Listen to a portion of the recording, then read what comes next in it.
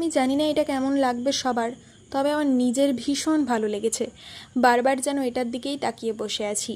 আমি চেষ্টা করব রেজিন দিয়ে ভবিষ্যতে আরও কিছু কিছু ভালো ভালো কাজ করার।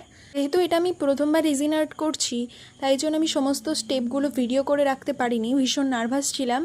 এবং আমি সমস্ত রকম প্রোটেকশন ইউজ করেই রেজিনের কাজ করেছি, কারণ রেজিন তো একটা কেমিক্যাল, শরীরের জন্য মোটেই ভালো নয়।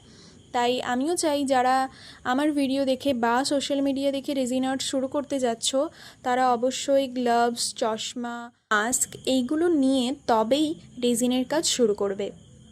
পুরো ভিডিওটা দেখে অবশ্যই আমায় জানিও কাজটা কেমন হয়েছে, আর যদি ভালো লেগে থাকে অবশ্যই একটা লাইক, কমেন্ট এবং শেয়ার করে দিও, কারণ কাজটা করতে অনেকটা সময় লেগেছে।